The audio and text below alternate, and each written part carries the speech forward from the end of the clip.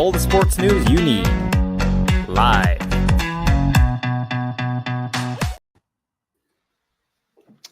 Hello, very good evening to you. Welcome to the show. It's a Friday as always, and where would you be on a Friday without your best pals here on the locker room? Don't answer that question, by the way, because I think I know your answers right away. You're watching us on Independence Live on a Friday night, here until 7 o'clock.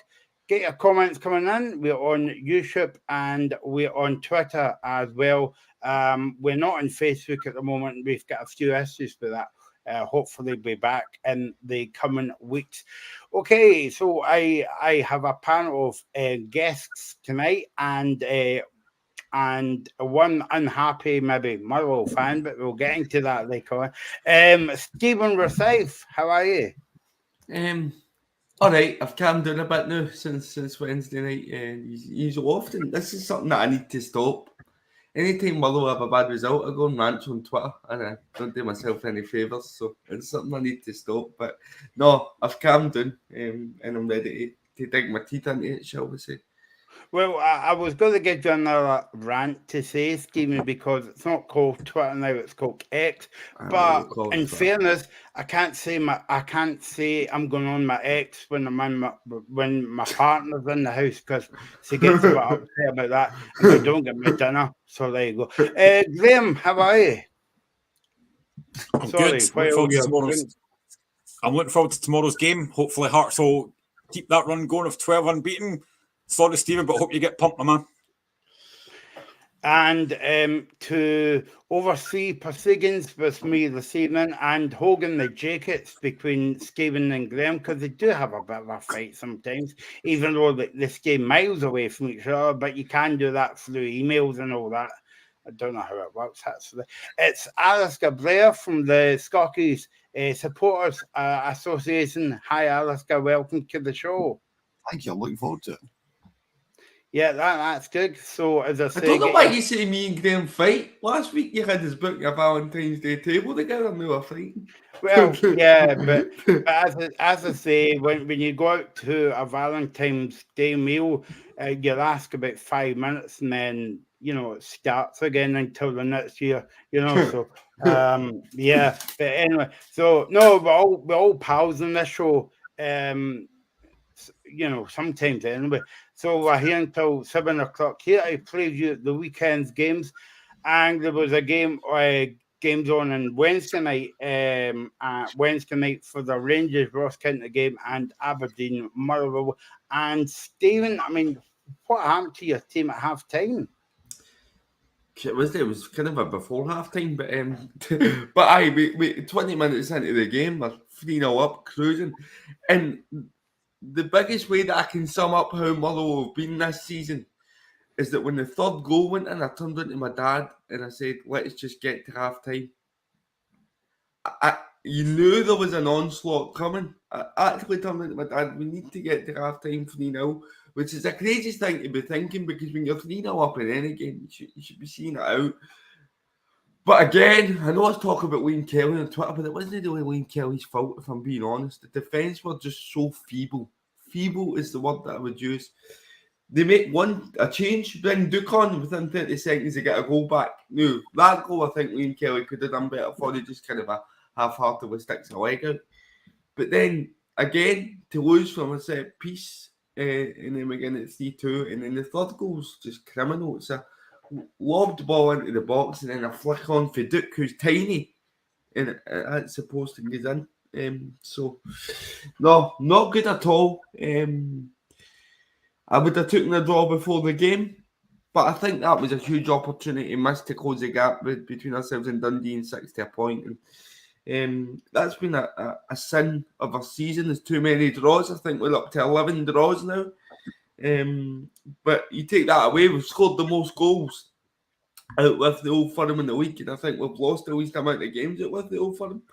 So that's why I put the poem on X, since I can't call it Twitter anymore. Roses are red, I am disabled. If we could defend, we'd be fourth on the table.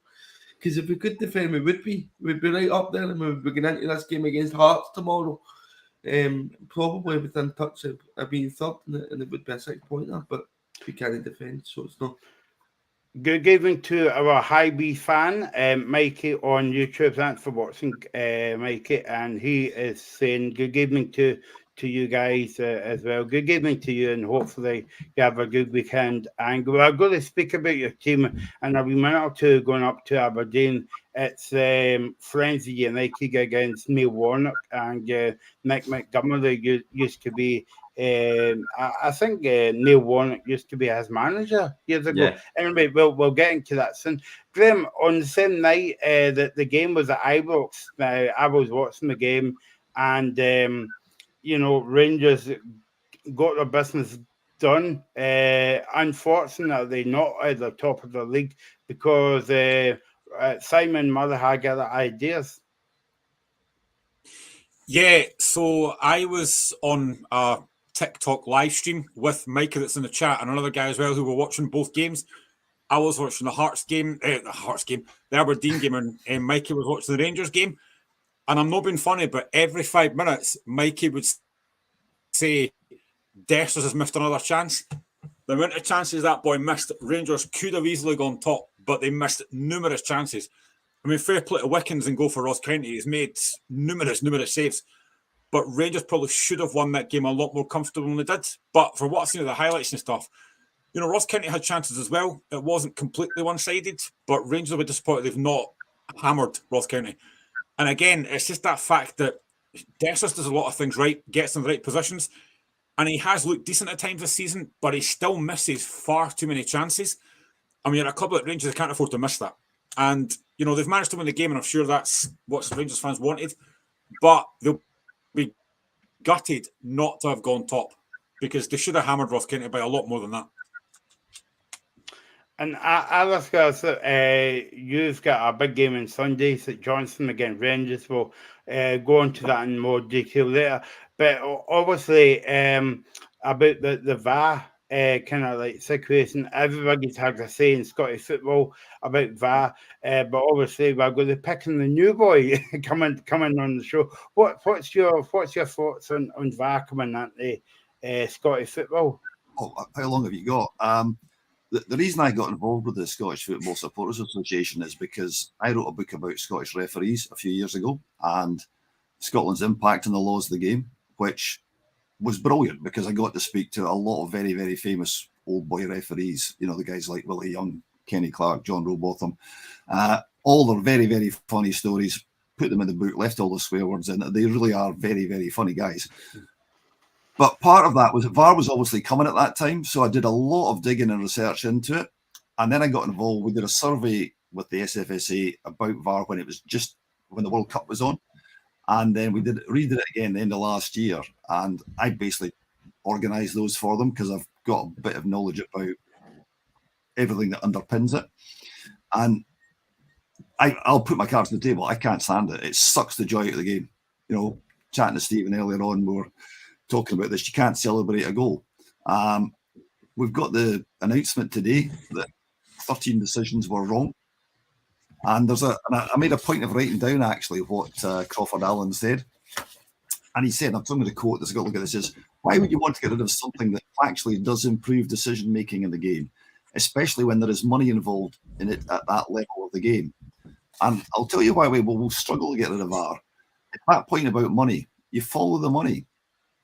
The referees get more money for doing VAR. They're not going to give it up.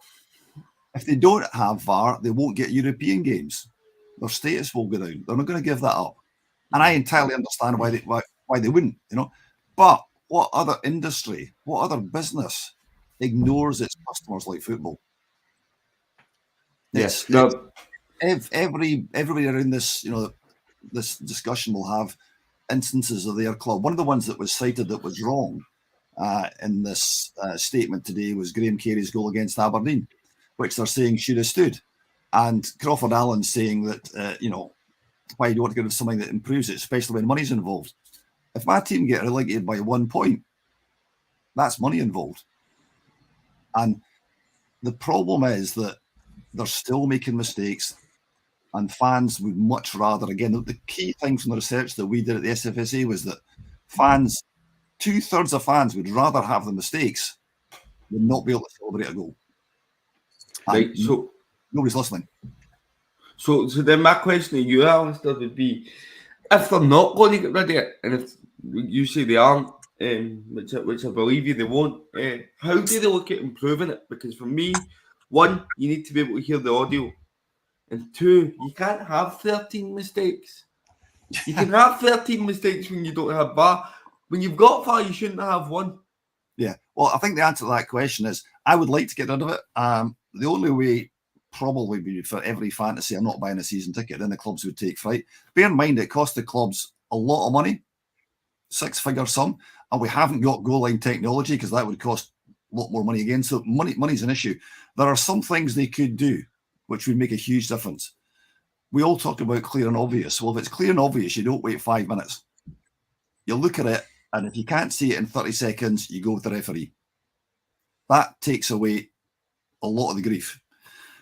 I am actually all for technology. If you think about it, goal nets were technology at one time, right? And they transformed the game. If we can get technology so offside is instantaneous and the linesman gets a buzz in his ear, puts his flag up straight away, no questions. The technology shows it's offside. It's instantaneous. We go on to the game. If we can get to that, brilliant. But in the meantime, let's not have this nonsense about your toenails offside. You know? So how can you improve it? Simply cut down on the time. That would be one thing.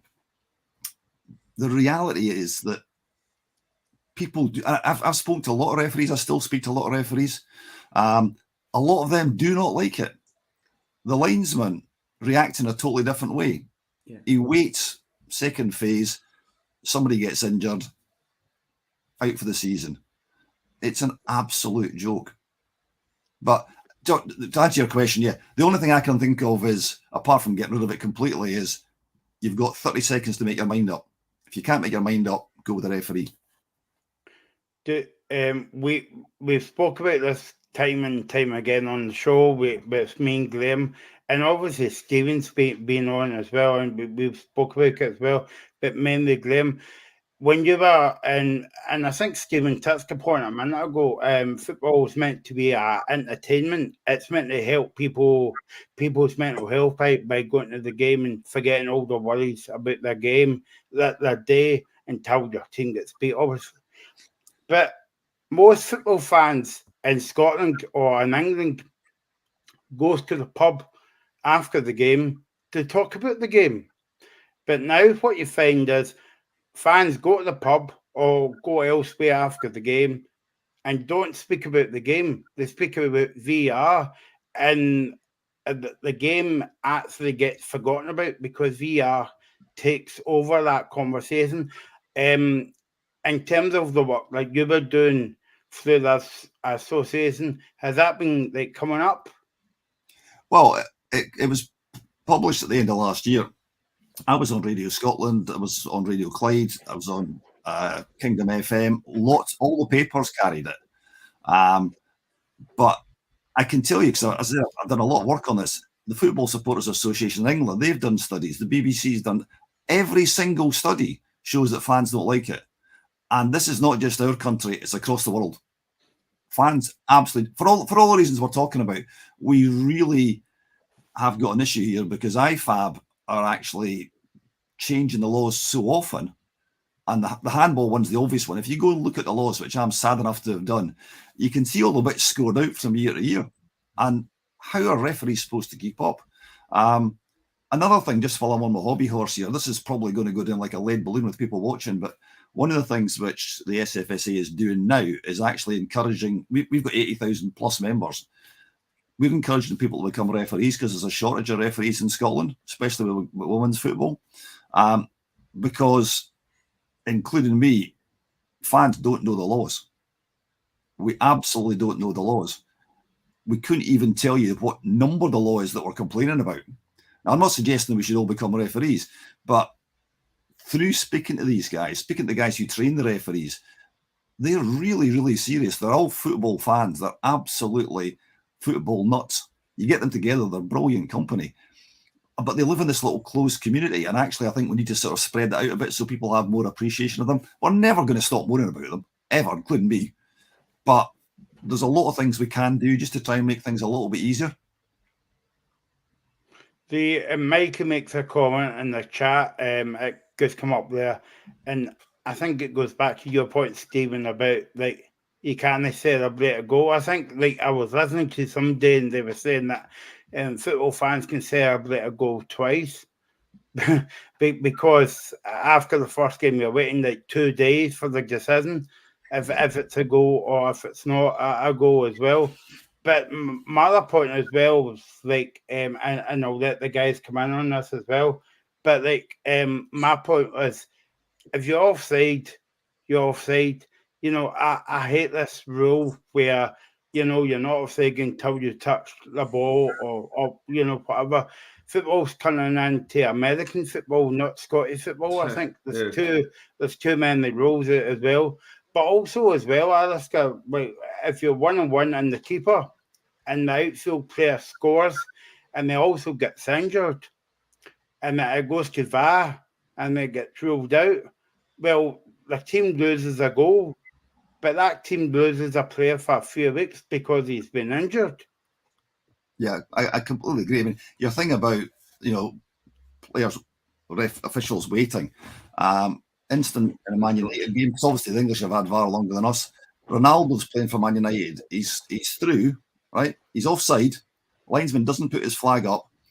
If Ronaldo had scored, the goal being disallowed. What actually happened was he had a shot. It took a deflection and out for a corner. Man United get to take the corner.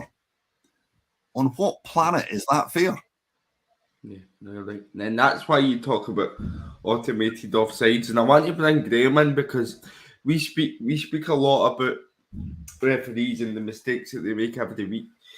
And Alistair made a point here about them being really good guys. A lot of them know like VAR. I think we know that they're human. I think we would just like to see things refined, wouldn't we, Graham? We would like to see it get to a standard where the offsides are automated.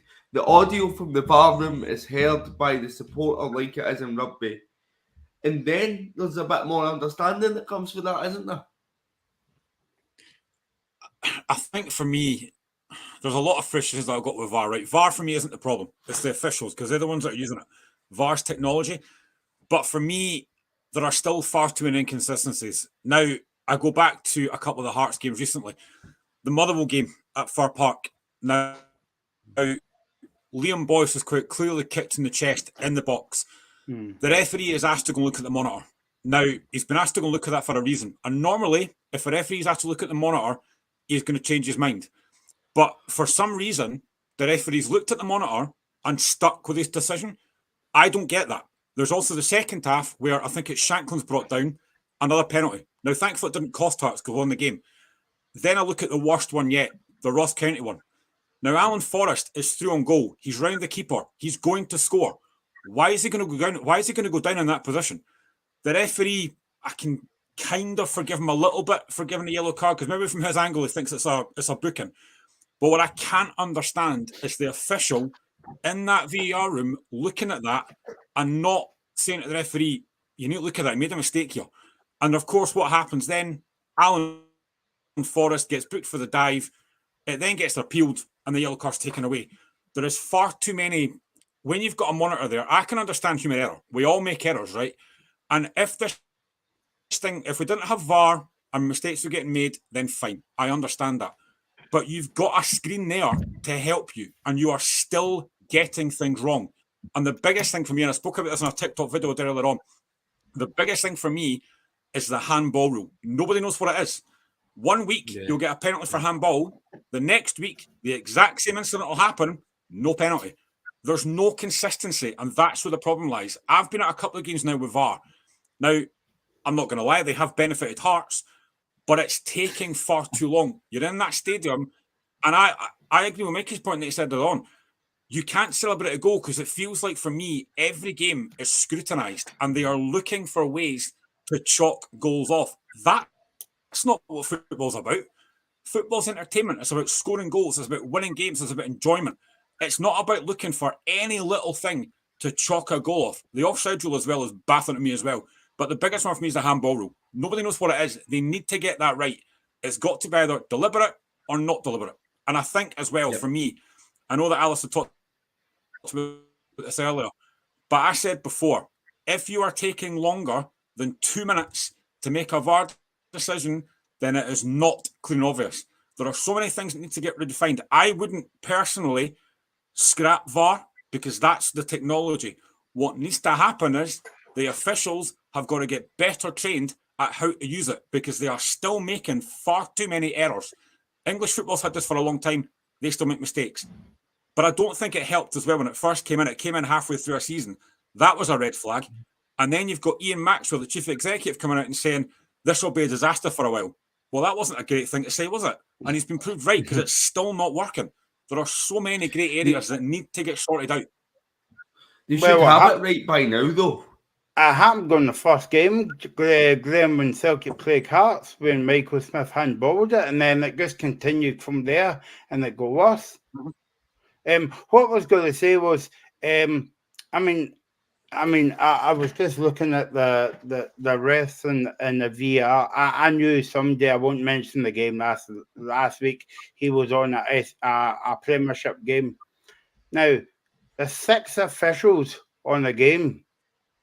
Right, so you've got the ref, the 2 linesmen, well, the 2 assistant linesmen, the 4th official, and wherever that house is where they watch the game on a big monitor, there's 2 assistant VAR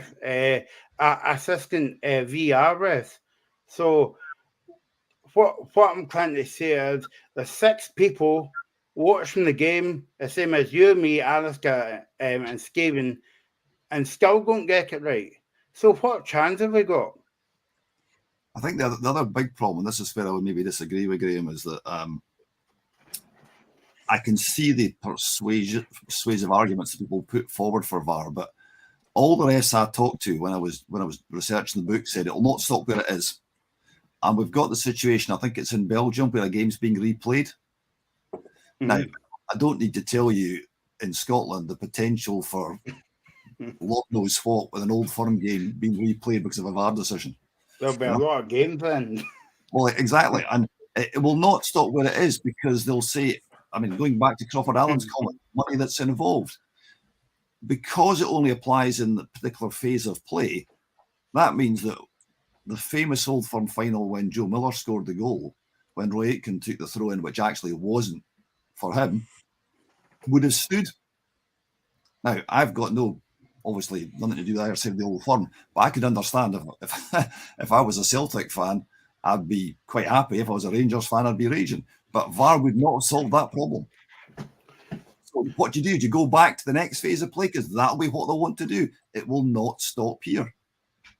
Guska, a quick comment, Gus, before we move on. Mikey makes a good comment about, and I think that goes back to what you were saying, Alistair, right at the top where it says the fans' experience is getting ruined, because he says that I don't know how they can still get things wrong with the technology if fans can see it from the seats. My other thing I would say is, if you're going to use it right, let the fans see what's going on inside the stadium. Because if you go to a game, like say if you're going to the game tomorrow, Grim, and I take it you'll be going on Sunday to the St Johnstone Rangers game, and I'm going to Celtic Park tomorrow for the Celtic Commander game. Now we don't see what's going on in the stadiums. We just see up in the monitor. VAR check. It's not until you get a text message from your pal or what sports scene that night and say, right, okay, that's why it took about 5 years to make that decision. So it's ruining the fans' experience. Yeah. Not only that, but there's a I game know this won't happen, right? But there's 2 things that I would love to see. Now, this won't happen, but on you go, Alistair. No, I was just going to say there's a game tonight, and some of the best games I've seen this year are not just going to say that because there's no VAR, and you watch 2 teams really going at each other in a competitive league. It's brilliant. Yeah. No. So we will come back to that. Sorry, Michael. What were you going to say there, Graham? just so well that I've been. Sorry, Michael. There's two things that I would love to see, but I know it won't happen, right? One of them, and I've said this consistently, for me, in that VAR room, you have an official, but you also have an ex-player in there who understands the game, who's played the game and can tell should be a red card, a yellow card, a penalty, whatever. The other thing that I would love to see, and again, this isn't going to happen, I would love the refs to get mic'd up so you can hear what's getting said. That would then bring a bit of transparency, and then fans would understand, right, okay, I now understand why that's been given. That's not going to happen, I know that, but that for me would cut out a lot of stuff.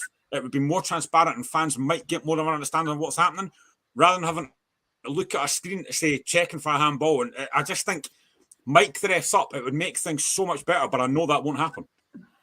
We will come back. It's funny that we've spent 25 minutes on this. Imagine doing the whole show about VR. Well, that's what we're going to do. So hopefully in a few weeks' time, we'll be doing a show about VAR or on Independent Live. So listen, watch out for that coming your way very soon. And if we've spent 25 minutes on that, God knows how long we'll spend on the show. Maybe about 4 hour special, I think. 2 hours or 3 hours. Probably add on more time for the injuries as well. But anyway, let's move on to the game on the park now. We have the Friendly United derby at Aberdeen tomorrow as Nick Montgomery is up against his former boss, Neil Warnock, up at Piccolgi. I didn't really know about Alaska, but they were. I was busy watching Nick Montgomery and then Neil Warnock speaking this afternoon about the kind of living. You would say that. I know Valentine's Day was last week, and Graham and Stephen enjoyed the meal at McDonald's, I heard. But this is another kind of like relationship as well, and it's good to see that Apprentice is going back to what is it they say? The Apprentice is going back to I can't remember the word, but anyway. So Hibs are going to Aberdeen tomorrow. What do you think of this game, Alaska? I think it's interesting. I see Aberdeen has signed Junior Hoylett. And he's obviously, I think he's 32, 33 or something. And they've obviously got one of the best strikers in the league already anyway. You know, I think it's a really hard game to call. You've got two teams who are really not particularly confident. So I honestly have no idea how it's going to end up. No idea. I could easily see Aberdeen winning. I could easily see Hibs winning, which probably means it'll be a draw. Graham, we said on the show last week, well, I said sorry on the show last week that was a coupon busker. Well, what do I know? That's why I'm sitting here on a Friday night. That Hibs would go up to Inverness and Hibs would be out the cup. But Hibs has got that bit of a bounce now.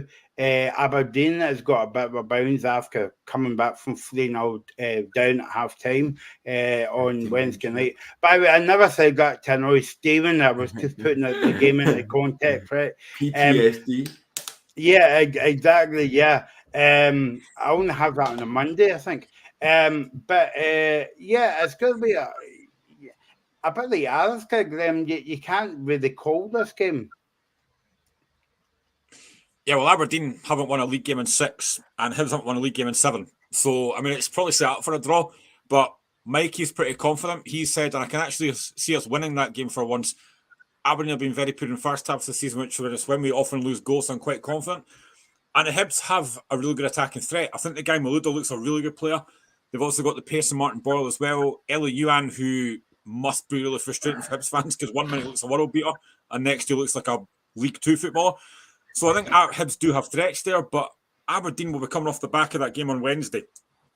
Quite happy they managed to get a point out of that game because I was watching that, and for the first half hour I thought Motherwell were going to absolutely run over the top of them. But fair play Aberdeen. You know, they managed to fight back and get a decent point, and in the end probably could have won it. So it's an interesting game tomorrow, but I kind of think home advantage. I might just slightly go for Aberdeen, but again, Hibs have got a real threat. You know, I thought they were professional against Inverness last week. They got the job done when they had to. And Hibs do have a threat, but this is a big, big game because, I mean, could you imagine? And listen, this might happen. Could you imagine no Aberdeen or Hibs in that top six? It doesn't sound right, but it could happen. Stephen, you're the man to comment on Aberdeen, well, you've kind of calmed down now, but basically you watched Aberdeen on Wednesday night playing against Hibs.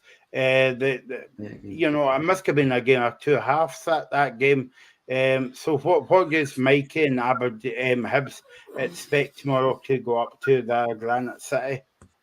I think that Aberdeen will come flying right out the blocks. I mean, I know Mikey talks about Aberdeen conceding a lot of goals in the first half. I think you can maybe expect Duke and Miofsky to start up front for the first time in a while tomorrow. And listen, the guys are right. It's a game that on paper should be a draw. I mean, Aberdeen's last win against a team out with the bottom two was December the 9th against Hearts.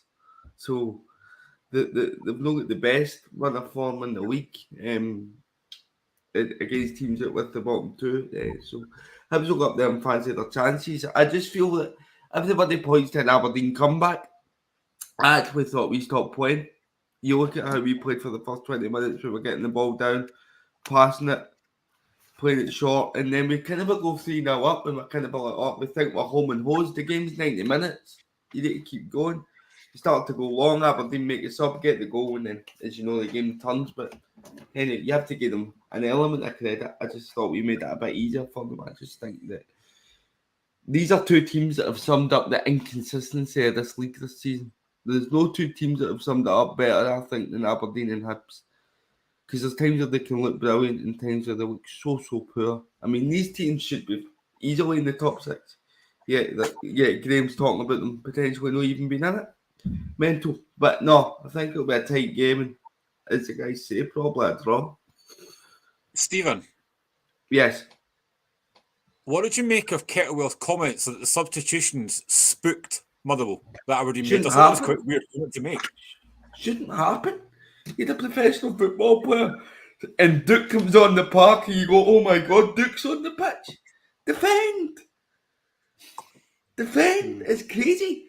You're a professional footballer, and you're spooked by a change. What cause of change from a 5 at the back to a 4 at the back? No, your reaction to the change wasn't correct. You get through 5 minutes, and then if you're Kettlewell, you go, they've changed this, maybe we need to tweak this. I don't think we tweaked to Aberdeen's change. And we left it too long, and before they know at half time it was 3-2.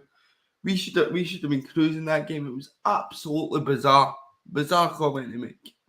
And that's a guy who usually speaks sense as well. Yeah. Mikey, you would be interested to know Mick Montgomery was talking to Hibs TV today. He says that it would be nice to see my old boss. I told you there was a bit of a love in there. Back in Scottish football. He then goes on to talk about the game, and he says that this is an important game, but it will be a big challenge for us from now until the end of the season. So that's the Hibs point of view. Neil Warnock was talking to the media today, actually, on Aberdeen TV, and he was saying it's nice to see it'll be nice to see my old chum. I think they'll be going to McDonald's as well, actually, maybe before the game. But he says they got the Cadonas on the bumpers. Sorry. Yeah. I like the free advertising on the show. It's getting better every week, actually. We might have a sponsor one week. Keep up, Stephen. And Neil Warnock says, I'm looking forward to seeing my old chum, but for 90 minutes we'll be going to war as well. So there you go. That's the manager's comments before the Aberdeen Hibs game tomorrow. Yeah, it's going to be a weird old season, because if you if you think about it, Graham, Aberdeen and Hibs are one of the biggest teams in the league, and they're at the bottom half of the table at the moment. Yeah, I mean, Hibs and Aberdeen. Hibs sitting 8th, Aberdeen sitting 9th. So this is a big game for both teams tomorrow. I don't really think a draw helps either, but I was looking at the Aberdeen fixtures after this game, and until the split, they don't play Celtic, Rangers or Hearts. So they've got a decent run of fixtures to get back in that top 6. It just doesn't bear imaginable. For me, it does, but it's not imaginable thinking that Aberdeen and Hibs miss out on that top 6. But the way that Kilmarnock and St Mirren and Dundee have played, there's no reason that one of those teams couldn't get in that top 6. So it's interesting. I've said before, I think Warnock's a really good appointment for Aberdeen. I think it's box office. His interviews are really impressive. I love the fact that after the Bonnyrigg game last week, he said if we play like that, we're going to get knocked out next round. I just love the honesty. You don't get that with Barry Robson. I thought some of his interviews are a bit bland and a bit boring. At least Neil Warnock's actually quite honest, and I quite like that. So I think it's a breath of fresh air. And up against a guy that he knows in Montgomery, it'll be an interesting game tomorrow. I think the first goal could be crucial. And it was really surprising for me as well, actually, watching that game on Wednesday, the fact that Aberdeen scored 3 goals and Majowski didn't score any of them. So he's in a bit of a goal drought now. So yeah, it'll be interesting if Hibs can handle it tomorrow. Paul Donaldson says on Facebook, sorry, not on Facebook, but on YouTube, he says if Aberdeen can't beat Motherwell or Hibs at home, we don't deserve to be in the top 6. So there you go. That's our honest Don fan there. Stephen, Graham was mentioning about Neil Warnock, a breath of fresh air. It's basically the opposite of what we heard from Derek Adams the last couple of weeks. You really don't like Derek Adams. I should introduce Alistair to that. And Michael has a weekly dig at Derek Adams, even though he's been out of job for 2 weeks. But no, no. I can't comment. I really like Neil Warnock. I think. I mean, we mentioned it when he signed it that it was going to be. It was a new character in the game. And it was going to be interesting to hear what he had to say about Scottish referees who hated English ones. But no, it's good to see guys like that in the game. And I think football's missing characters in it. Everybody's for the coaching badge material now, media trained. It's just good to see somebody that goes out there and says how it is. What do you think, Alistair? Do you think he's been a good addition to the league? Yeah, absolutely. I mean, I don't know if you guys listen to TalkSport, but he's on TalkSport quite a lot, and he's always really good value for money. And it's certainly going to be entertaining for the Aberdeen fans because he's got a track record, by and large, of keeping teams up in the last few appointments he's had, but he's always done it. He clearly knows football inside out. He's obviously not managed in Scotland, but he's obviously got an affinity with Scotland. I think he's got a house in Dunoon. He comes up quite regularly, goes to see Morton, things like that. So yeah. He's not exactly divorced from Scottish football. It's not quite like you're getting somebody from England who actually has got to go and learn who the players are. Yeah. So I agree with the guys. It's a really good appointment, and I think he's got a tough job on his hands because of where the Aberdeen are. And as Paul Donaldson saying on the comments, if they can't beat Motherwell or Hibs at home, they don't deserve to be in the top 6. That's football. Mm-hmm. Can I just ask Alistair as he's on? Obviously, Alistair, we obviously on this show do try and talk up Scottish football. What did you make of the whole Derek Adams thing? Because one of our Ross County fans that comes on the show sometimes, he was a big fan of Derek Adams when he was appointed. He wanted him, but the way they went about things just seemed really bizarre. Like his interviews after games were just really, really strange. Like talking about, listen, the standard of Scottish football, okay, at times it's not great. We get that. But to make then comments that the team that you've left, Morecambe, are better than the team you're managing now. And I kind of said to the guys on the show at the time, if I'm a player, I'd be thinking, why would I want to play for you if you're saying things like that about me? What did you make of that whole Derek Adams thing? Because it was just bizarre. But bizarre is exactly the right word. And I would almost turn it around to you and Stephen and indeed Michael and say, look, imagine he was made manager of your club and he said those things. Never mind the players. What would the fans think? I mean, I can guarantee you, if he'd come in the Saints and said that, the place would be up in arms. I can't imagine Jeff would be too happy, So it was bizarre is the only word. And it's had the inevitable result. he's lost his job. Poor guy's not in work. I suspect he'll get a job somewhere else down south. Maybe he'll find the standards better there, but that's up to him. Okay, we'll leave Derek Adams there. He'll be back next week on the show, and I think he's coming on the show on Sunday live from Morecambe Beach. Certainly not coming on to talk to you, mate. That's for sure. Or Graham either. Graham let the cat out of the bag there, so that was nice to see. I've got some backup for a change on the show. Maybe Morecambe Radio's better than us. Yeah. I think they have a happy hour actually. I wonder who's on there. Let's move on now because I can spend all night on that one. That's brilliant. Anyway, let's move on to the game at Parkhead tomorrow. It is Celtic against Kilmarnock in the Premiership. This is going to be I think it's a game of the weekend actually. I know you guys might argue the point, but just because Kilmarnock has beat Celtic twice this season already, albeit it was at Rugby Park, but they still beat them in the Cup and in the league game in December as well. Celtic maybe finding a bit of form the last couple of weeks, albeit wasn't brilliant against Hibs. They found the winning goal. Albeit again it was a penalty, but you still got to put the ball in the back of the net. And St Mirren, I think they played quite decent last week against St Mirren, defended quite well through the game. So, Alistair, this is going to be quite an interesting game tomorrow. Yeah, I mean, as it happens, I actually live about 7 miles from Kilmarnock, which is not a particularly good place to be for St Johnstone season ticket holder. So I've got a lot of friends in the area who are Kilmarnock fans. They've been brilliant this year. You know, come up. Dell is I knew him a little bit through doing the sort of St Johnstone history, getting to speak to him and whatnot. He's the guy who actually puts St Johnstone back on the right course, on the right track. And I think, you know, if you actually look at what he did and how he built the foundation for what came subsequently, he's really important in our club's history. So, good manager, made some brilliant signings. Signings I think a lot of other clubs, in the SPL outside the Old Firm would quite like to have made. And as you say, he's beaten Celtic twice, he's beaten Rangers.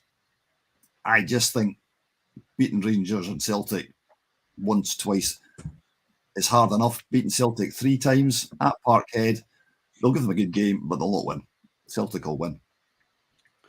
Brendan Rodgers was talking about the game today. Good news for Celtic. He said that Carter Vickers is back training and Greg Taylor is back in the squad for tomorrow as well. He says it's going to be a very difficult game, but nice to be back home after the last couple of weeks on the road.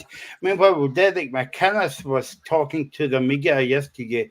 He was saying we're going there to do a job and we're not just turning up, and we want to beat them twice, and we want to beat them a third time this season.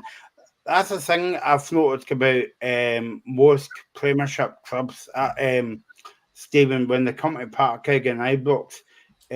My other favourite saying is, I mean, you'll get Kenoma sayings on the show, Alice, because Park 10 buses ball. It's that sad everybody knows what I'm going to say. So it's, do you not think it's a breath of fresh air where clubs comes and have a go at Celtic and Rangers? I'm talking about Motherwell, and obviously I'm talking about Hearts before Christmas as well. Yeah, but I think you can only get that if you build the foundation. And I mean, Alistair was talking about Derek McInnes being the man to transform St Johnstone. He's kind of done the same thing at Kilmarnock when you think of the fact that they were in the Championship, they get promoted, they have that season where they managed to stay up. And this season, he's built a squad that's really solid throughout. If you look at their team, so that's given them the foundation to be able to go to places like Parkhead and Ibrox with a bit of confidence. And yes, it is refreshing, but I just think the win at the start of the season was absolutely massive. Getting that win early over Rangers and then following it up with the League Cup victory over Celtic, so it gives the players that belief. And belief's huge in football that they can go to these places. And and get results. And I think Derek McInnes is a great manager for clubs of Kilmarnock, St Johnstone's size. Somebody, in my opinion, that should maybe have another stab at things down in England. I don't think Bristol City was maybe the right environment for him. So I wondered if that's maybe something that he'd like to try later in his career. But no, it is refreshing, and it's going to be a tough game for Celtic. But I think Alistair's right. I think that they will get the job done. And I think this title race is going to the wire. Graham, Mikey's asking in the chat, what do you think about Adam Eager? Despite his 2 goals against us, meaning Hibs, he was poor and he missed about 4 chances in front of goal. What do you think of that, Graham? Yeah, I get his point, and I think it's a strange signing because it felt like a panic signing for me. Like Celtic had to get somebody else in to play up front, because if you actually look at his goal scoring record, it's not overly impressive. I've actually got stats in front of me. The most goals he scored was for Republic of Ireland under 17s. He's not scored a lot of goals. So I mean, I think he's going to be a decent player for Celtic in this league. He should score goals. I don't know how many games will start because Kyogo's still the main man. But I just think for me, it's a bit of it felt like a panic signing. Now, obviously, got the 2 goals against Hibs from the penalty spot. Really good penalties as well. Especially the second, it was a pressure penalty. Fair play to him for that. But again, is he going to be one of these Dessers types of characters that misses numerous chances? But I just think for the short time that Celtic have got him for, I think he'll be all right. But I didn't understand the signing at the time because I just felt it was a panic signing. I think they could do better. Celtic, for me, should do better than Adam Ida. Alaska, your team was maybe about 2 minutes away from getting all 3 points at Circuit Park this season. If you remember Stevie May coming on the park and he should have scored that chance actually, and you got a point out of that game. Celtic went to McDermott Park, I think it was November, and albeit Celtic got all 3 points, but they had to work hard for 3 points. Do you think that up till now it's been a kind of excellent Celtic team or a mediocre team? It's not been an excellent Celtic team compared to what it was under Postecoglou. It's simply not as good as that, not as good to watch. It's certainly not mediocre. The league table doesn't lie. I would like to go back to a point you made earlier on, actually, Michael, about teams having a go. I mean, our tactic for the last couple of seasons has been to bore the opposition to death. And I can remember going back to Paul Sturrock's time and Roddy Grant playing up front, and we would go and actually take the game to the Old Firm. And if you do that, you maybe spend 5-10 minutes in their half at the start of the game. All of a sudden, that's 10 minutes eaten up. You've got the fans behind you. There's a bit better atmosphere in the place. Of course, you can be under a vast amount of pressure for the rest of the game, but you've actually put a marker down. And actually, and this comes back to something we may or may not get onto, league reconstruction, because just now everyone is so scared of losing and so scared of being relegated that the football, I can't necessarily speak for the other guys, but a lot of the stuff I've watched, brutal. Mm-hmm. It's not entertaining. Teams are lacking ambition to try and win. They're desperately trying not to lose. But does that not go back to, and I know we spent a long time talking about it, and we'll come back to it on the show, but does that not go back to VAR? Because teams are frightened to have a go because they're only 1 penalty away from losing the game. I think there's an element of that, but I'm not convinced that's the main thing. I think that the main problem is that the money involved, even in Scotland, where it's not massive, is such that relegation. You look at Falkirk, Dunfermline, big clubs who've been down the leagues for quite a long time, and it makes it so much. Dundee United, Hearts have been down, Hibs have been down. It's not too hard to get relegated if you have a duff season. And the impact on you, unless you're one of those bigger clubs with a fan base where you can actually get up again quite quickly. If you're a St Johnstone, Motherwell, obviously, 39 years, Stephen, is it? In the Premier?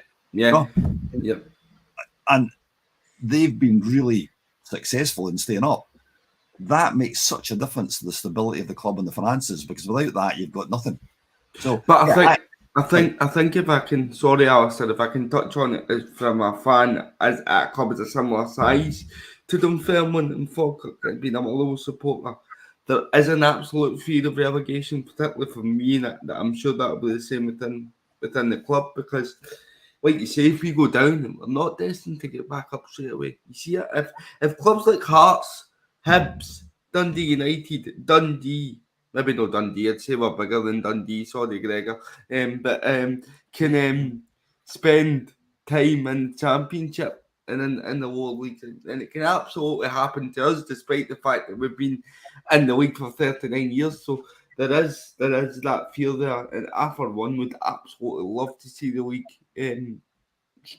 expanded to 16 teams, maybe 18 if you want to push it that far, because I get bored playing teams 4 times a season. Yeah, I wouldn't. I mean, I think by some way I'm the oldest person sitting in this discussion, so I go back to watching teams when they actually had 5 forwards, and I've talked, again, just with my sort of club historian's hat on, I've talked to an awful lot of old players, an awful lot of old fans. And just to give you, for instance, when we were playing in Europe against Lask from Austria, and I'm sitting next to Gordon Whitelaw, who scored the 3rd goal against SV Hamburg in arguably the greatest St Johnstone game ever. And we defended, and we got beat. And I said to Gordon, I said, your team would have beaten them, wouldn't you? He said, well, I don't know. He said, they were quite good. But he says, we'd have approached it differently. And you can't approach it differently nowadays. And that team, that Ormond team, you saw guys coming through because you could play them. McCoy's came through at 16 because he was good enough, but we were able to play him. Okay, we were down a division, but they had the courage to go and actually give him his chance, which he obviously took, and you know where that went. Youngsters, we've got a young boy, Fran Franjic, who is, I think, going to be really good. I remember seeing Callum Davidson come through. They wouldn't get a game nowadays. I mean, Fran's played a few games, but we can't play him consistently because there's just so much fear. The Mikey makes a comment about he is guaranteed. I presume he's speaking about Adam. He got about 10 goals through penalties, but but he still not beat James Cavandier on the penalty kicks as well. He might have competition on that department as well. So Graham, do you think Kamara will have a go tomorrow? Do you know, it's funny because every manager that plays Celtic or Rangers, whether it's at Ibrox or Celtic Park, always comes out with a thing, we're going to go there, we're going to have a go. Never really happens that way. But I actually do think that Kilmarnock might actually really test Celtic. Now, they've got Kevin Van Veen up front, who I think might start tomorrow. I think they will probably set up a bit more defensively than maybe they would do at Rugby Park. But they've got a chance. But the big thing is, when you go to Celtic Park and Ibrox, if you get chances, you have to take them. Whether it's a set piece, whether it's a counter-attack, you've got to take them. And I think Kill have got threats there. Danny Armstrong is a threat. Marley Watkins is a threat. Vassell's a threat. Van Veen's a threat. They've got big threats there. So I think they could cause a lot of problems to Celtic. I do think Celtic probably will have enough to win it, but I don't think it'll be easy. And if Celtic are going to drop more points, it could be tomorrow. I don't think it will be, but if they're going to drop points, it could be tomorrow, because Kilmarnock are a very good side. So they could cause problems tomorrow. Alistair, you mentioned about Derek McInnes. We've kind of said on the show when he was appointed, okay, it took him a few games, and I think everybody was a bit why are you giving him a 4-year deal? Because he's had a poor run of games when they won. I think that when they won the championship. But we always speak about football, whether it's Scottish football or English football, that way they get in England. The managers always find there's a good feel to it in terms of McInnes and Kilmarnock at the moment. So do you think that it's going the right way for McInnes? Yeah, and I think, going back to your initial point, a 4-year contract.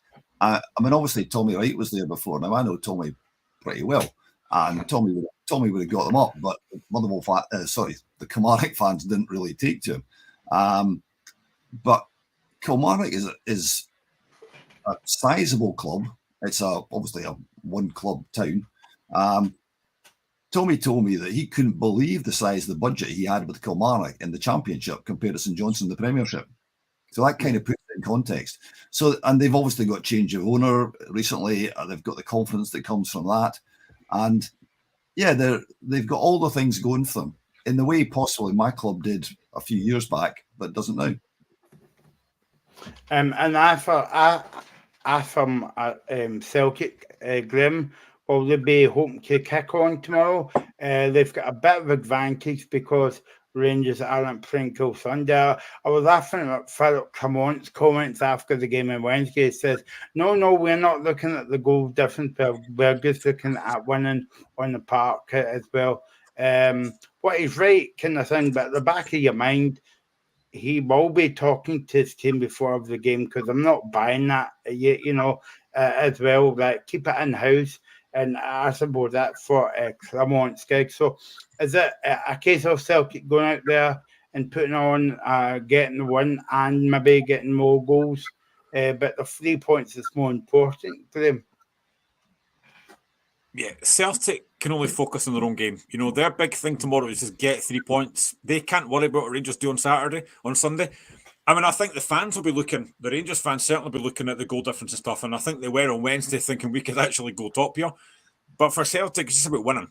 They get 3 points tomorrow. It puts a bit more pressure on Rangers going to McDermott Park, which I don't think it'll be easy, because St Johnstone have beat Rangers before, and Craig Levein knows how to set up against teams like Rangers and stuff. He'll make it very difficult.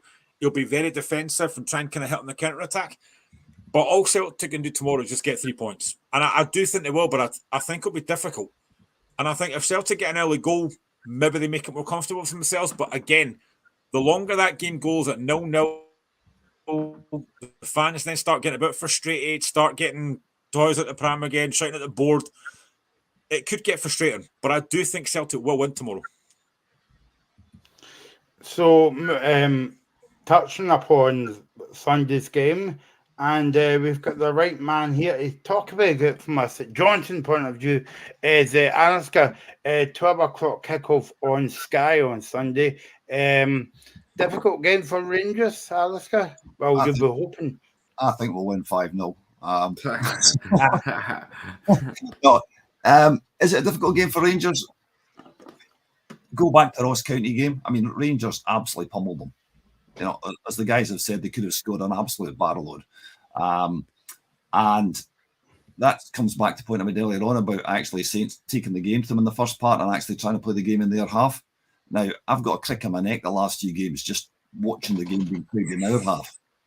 You could see it in the second half at Dens. You could see it throughout the entire Hearts game, which I'm sure Graham was at and saw exactly what I meant.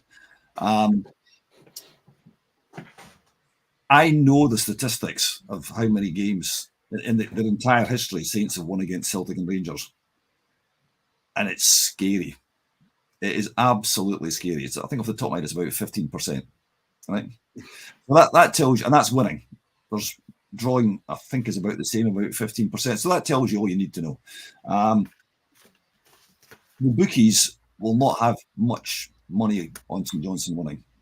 And the bookies have got to stage by which they get a new car when the ashtrays low and get full up for a reason. It's because they tend to get it right. So I think Saints will defend and get it right.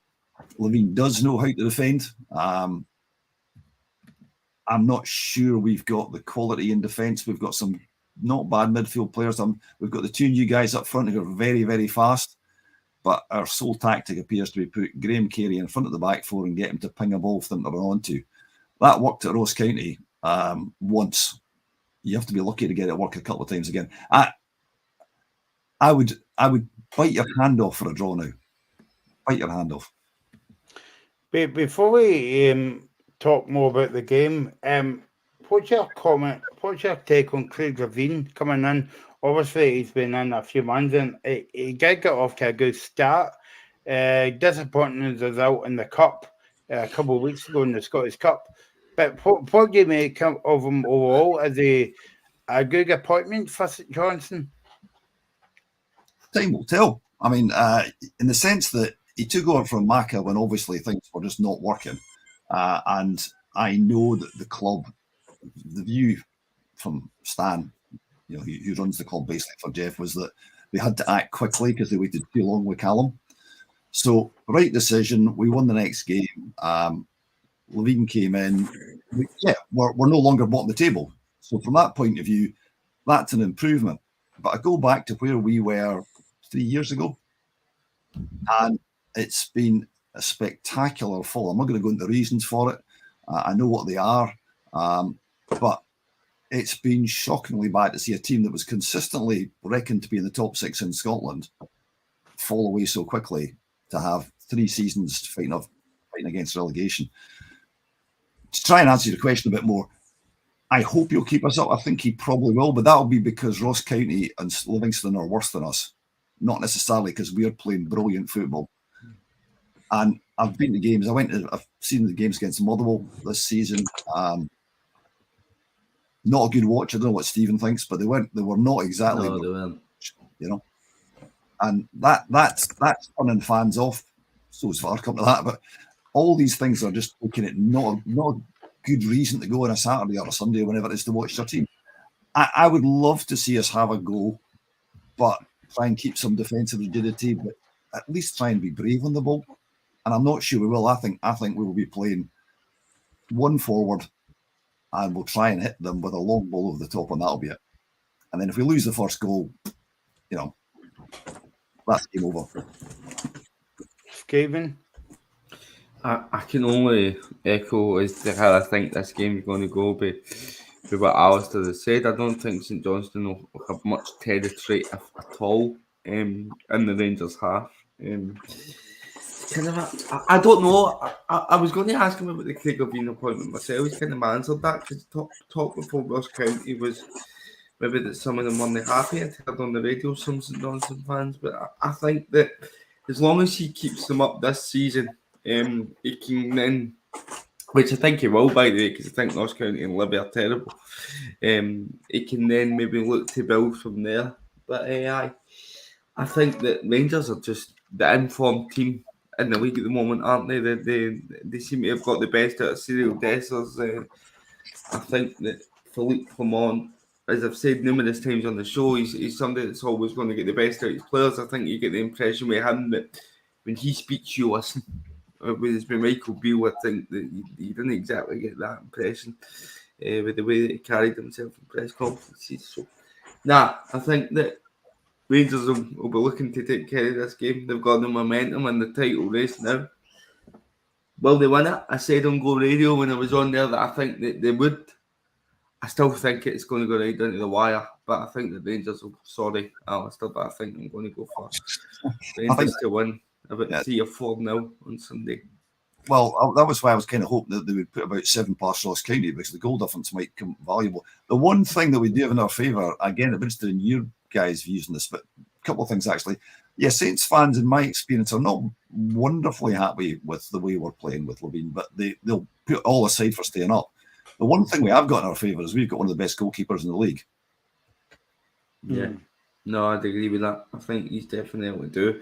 I don't think there's a lot out with maybe Jack Butland. I don't think there's a lot of good goalkeepers in the league, but I certainly think that Mitov is right up there in terms of best goalkeepers. I like the look of the boy for Ross County as well. I know he just had to come off the back of a good game against Rangers, so it's easy to say that. But no, I think Mitov, he's a really good goalkeeper. That should give you a bit more confidence defensively. Certainly in your back line when you've got a good keeper behind you. I know it's certainly Motherwell's issue at the minute that we've got a flappy bird in goals in Liam Kelly who can't command his area. But no, Mitov, I think he's a really good goalkeeper. Stephen, Philip Clement was talking about the game today, and he says it's a very, he says going away from home is a very special game, but it'll be a hard game. I think he means I think he means when the word is special. I think that Rangers always be guaranteed maybe like 2.5 stands at McDermott Park as well, because they get the main stand and they get the two behind the goal as well. So do you think that that, as I say, do you think the first 20 minutes or maybe the first 50 minutes would be a bit closer to St Johnson as well? These games. And Sorry, there you go. yeah, no, and I was just going to say, do you think these games would have to be kind of like in stages? That's what you need to do. You get through the first 20 minutes, and after you get through the first 20 minutes, it's like, right, let's get to half time. And I think if you get to half time still in the game, you then look to see how you can implement your game offensively. I think you need to feel like you're in the game before you really start to carry out that offensive plan. When you're at St Johnstone, at Motherwell, any of these clubs or Rangers are going to come and have the vast majority of possession, because it's your best chance of causing a shock or getting the result is if you keep it tight and then maybe score for a set piece. Go back to the argument about the 2.5 stands. I mean, this is something that you see people talking about all over social media, that there's loads of empty seats. Why don't they just give us this and that stand? Well, that's purely down to the club. And St Johnstone have decided that that's the route they're going to take. For me, I don't know how Alistair feels about this as a St Johnstone fan, but for me, I don't like it. I know what it does for the club financially, and I can see why they do it. I just feel that you're already at a disadvantage when you're playing the Old Firm. And if you give them 75% of the stadium, then you're making it even harder for yourself already.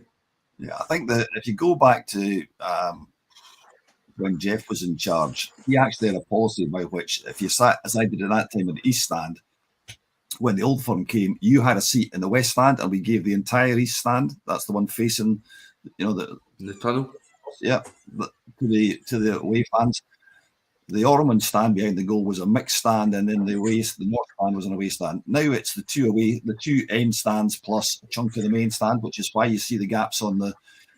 The problem is that the club, a year or two back, they had a massive issue when they put up prices, and the Saints fans revolted and hardly the game. Yeah. Now, I agree with you, Stephen, in the sense of I would actually rather have more Saints fans there supporting, but it's well known. Most clubs in Scotland, there's a percentage of their season ticket holders who go to Old Firm. Yeah. So that's an issue for the club. The other issue is, and there's no getting away from this, we lost a lot of money last year. We've got to try and make that back as much as we can. So I entirely understand the financial bit.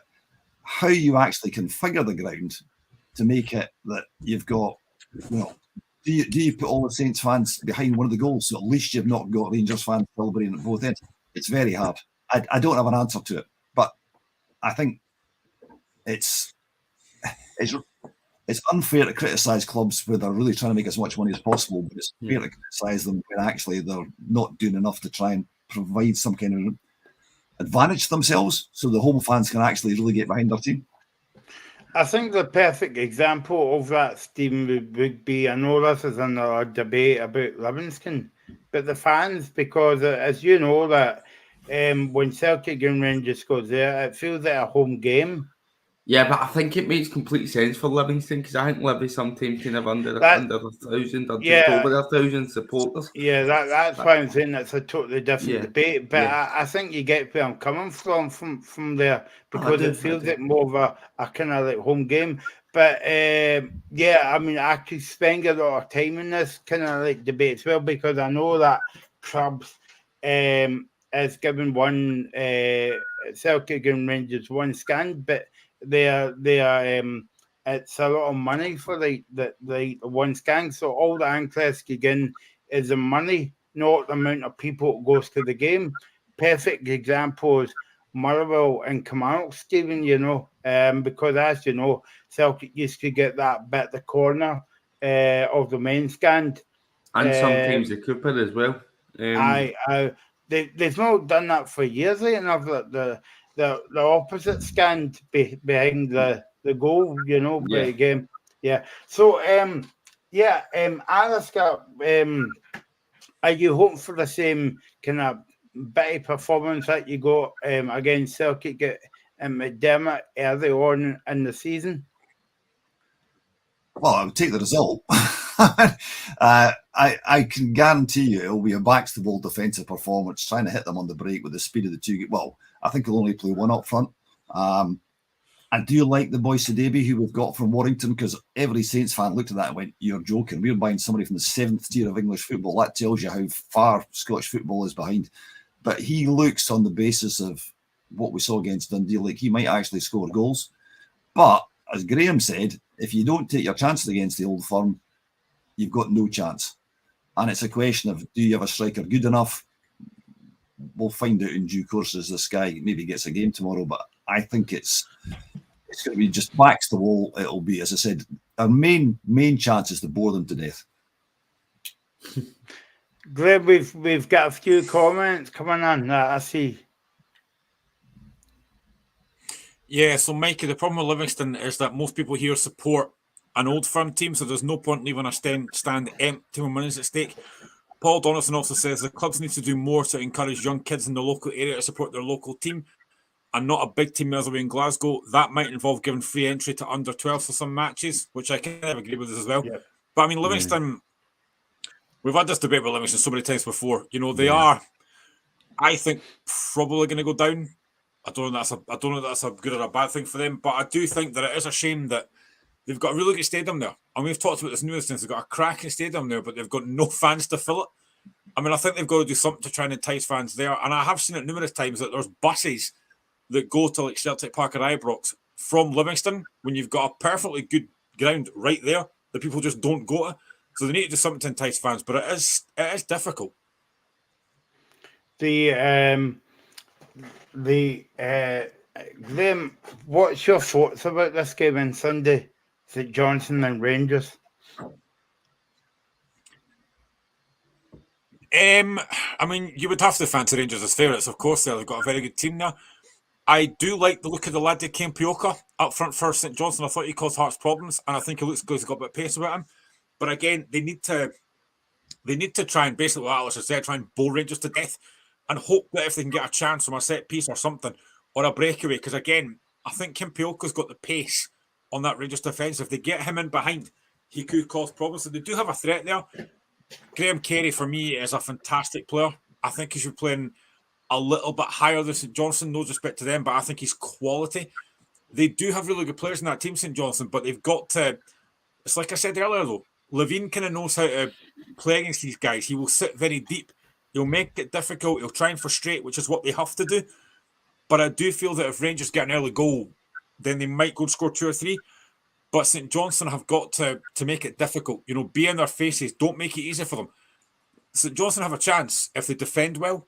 But like I keep saying, if they get chances, they have to take them. They've got to be clinical. There's an interesting thing on that. Sorry, could I just say that something which Saints fans are somewhat bemused by. Incidentally, Sidibe is as fast as the two of them are equally fast up front. But we've got Nicky Clark sitting on the bench, who's our top scorer. We had a guy called Jeff Cott, who never got a game.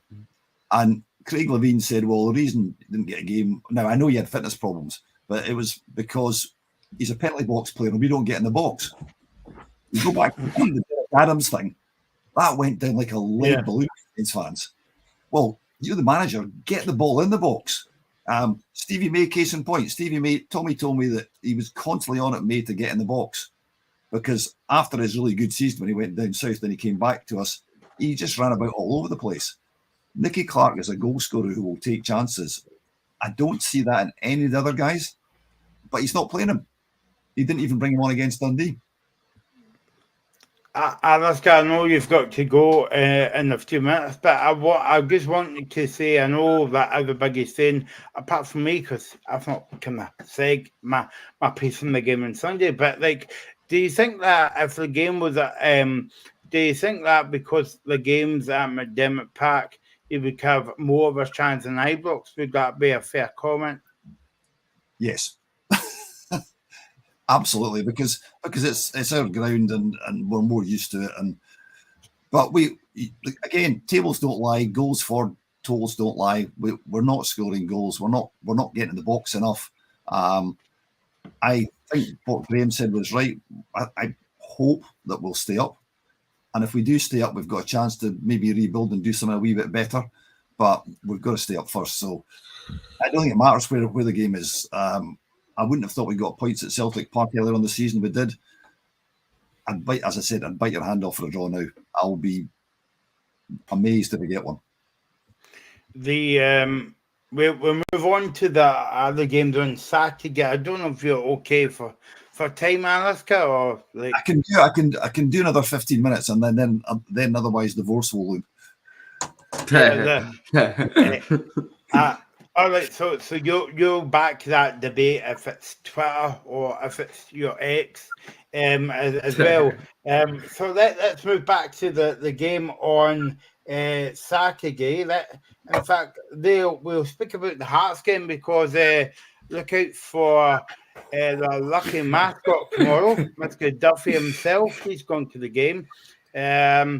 So, Graham, looking forward to this one. And as I said, the relationship might be off between you and Stephen. Depends on the score tomorrow. So, take it away, guys. I'll start. I'll just sit back here. Alaska, sit back and enjoy. Well, before I do, Mike has got a question for Alistair here. So, quick question to Alistair. Do you think a relegation might help, as I feel a rebuild at St Johnstone is necessary? No, it'd be an absolute disaster because bear in mind what Jeff's trying to sell the club. Who's going to buy a club? Who's going to buy St Johnstone anyway? And who's going to buy St Johnstone in the Championship? If we went down, I think we've talked about this before, we would struggle to get back up. So absolutely not. I know, because I'm well connected with the club, that Stan's remit as the chief exec is keep us up and get the finances turned around. Those are the two most important things for us. Getting relegated would absolutely knacker that. Okay. Yeah, I mean, on the game tomorrow, I'm looking forward to it. I obviously will be there tomorrow, looking forward to it. It'll be a difficult game. I think Motherwell do have a threat. You know, Theo Bair is in fine form just now. But then we've got Lawrence Shankland, so what more can I say? But yeah, I mean, we go into this with the potential to make it 12 games unbeaten all competitions, which is incredible. Because, and you guys know my thoughts on this before, I've said previously that I didn't think Naismith was the right man for the job, but he's turned that round. You know, he has been fantastic what he's done. He's making good tactical decisions. He's making decent substitutions. We've also got a guy that's up top scoring a lot of goals. So yeah, this is a game that Hearts should be looking to win. Because after this, we've then got Rangers, Celtic and Hibs. So difficult games to come. But it also, I know that Motherwell have already beaten Hearts at Tynecastle earlier in the season, but I think we're a better side now. But Motherwell do have a threat up front. But I also think they can see goals as well. It's been proven, as Stephen knows. So it's a game that, you know, I think Hearts should win. I'm confident. I don't want to be too overconfident, but I am confident because it's at home and I'm looking forward to going to the game tomorrow. But yeah, I do fancy Hearts to win. Maybe 3-1, just Motherwell the way they defend, and the fact we've got Lawrence Shankland. So, yeah, I think Hearts should win tomorrow. Okay, Stephen. Okay, yeah. Talk Motherwell up now. I'm not going to talk us up because a lot of what Graham said is right. I mean, a lot of your problems have been conceded. I mean, I made this start earlier. We've scored the most goals out of the Old Firm. So the issue which people were talking about, I think, between August and December, that we hadn't replaced Van Veen, which was just a myth that people made up. That was never the issue. I think what I would like to see tomorrow, I would like to see a few players dropped who I don't think have been covering themselves in particularly any glory. I would take Bevis Mugabe and I would take Callum Butcher at the back line and I would put Dan Casey and Shane Blaney in, because the goals that we're conceding are very, very poor. It either comes for the goalkeeper or it comes for defenders not doing their job, as you've seen on Wednesday night. So we need to rectify that. And we're coming up against, in my opinion, the best striker in the league. Everybody will have the argument, took me off skip it. For me, Shanklin's the best. Shanklin gets a sniff in the box, he scores. It's as simple as that. So we have to be solid tomorrow. If we are solid, and if we do somehow miraculously manage to put in a good defensive performance, we can win this game. But it's all about how we defend. That's going to determine the result. I make Hearts favourites. It's probably as tough an away game as we can have. I mean, I think in the last 6 games, Motherwell have got 10 points, Hearts have got 16. So you could argue that it's 2 informed sides. But I still make Hearts slight favourites, and we must rectify our defensive problems tomorrow. Alistair, what do you think of this game? I think this is the game of the day. I really do. Because, as Stephen said, Motherwell are a bit shaky at the back, so I think you might get goals. Theo Bair has... Tell you something about Theo Bair. I want to hear your take on this, Alistair. Is this a Johnson support? A bit of inside information for you, right? Do you remember Nick Dazovic that played for Saints? Midfielder. I don't. I'm not going to say that I do, because I don't. Graham I remember him. Yeah, very, very good player. Now, again, just through doing the history and all that kind of stuff, you get to speak to these guys. And Nick Dazovic said, Theo Bair will take time to settle into Scottish football. And if you speak to any St Johnstone fan, they will say, we could not believe we signed this guy. He was one of the worst footballers we've ever seen. I'm one of the few Saints fans who've seen him score a goal for us. He only scored 1. It was a consolation goal at Kilmarnock. It was actually quite a good goal. And we knew he would score against us the other week. He's clearly got something in him. And Motherwell, fair play to them, have managed to bring it out where Saints couldn't. And he's scored more goals than just about our team put together. So he has got he's not as good as Shanklin. Let's not beat about the bush. No. He's going to cause trouble for Hearts. So I think Hearts will win, but I wouldn't be surprised if Hearts had an off day that Motherwell took something from it. That summed up how I'm feeling. My head's telling me that Hearts will probably win, but my heart's always saying that there's that chance. We've already done it in August, which, by the way, was the last away game we won. There you go. It was in August. That was our last away victory at Tynecastle. So here's hoping for a bit of deja vu and Graham depression come 5 o'clock tomorrow afternoon. But no. Listen, Theo Bair, I mean, for me, I was slating him the first half of the season. I was glad he signed this guy. Scored 1 goal for St Johnstone. But he's just turned into this. He seems to have found his feet. I think Stuart Kettlewell made a great comment. Get him in the box. Get him where he can score goals. And I think that's what we've done. He seems to... You look at his goal, his second goal against Aberdeen. The movement for it. He peels off the defender and he just has the composure to tap it in. And listen, I love when I'm wrong about players that are in the Motherwell jersey. I want to be wrong, and I will hold my hands up and admit that I got it completely wrong with Theo Bair. And long may it continue, because it's great for us. Stuart Kettlewell, your manager, Stephen, was talking to the media actually he done his press conference this morning, and he was saying that it will be a difficult game, but I believe when you go to Hearts at any time in the season, it'll be a difficult game from the first minute. And he's right, Graham, because team beats Motherwell, Celtic, Rangers, Aberdeen, St Johnstone, fears going to Tynecastle because of the atmosphere as well. Yeah, but I think what teams as well tend to do is to try and frustrate the crowd, which is easy to do. Like if Hearts don't score early, you find the crowd tends to turn very quickly. No, I don't. Are you one of those people, Graham? No, I'm not. I don't tend to do that. I don't tend to shout at the players and stuff.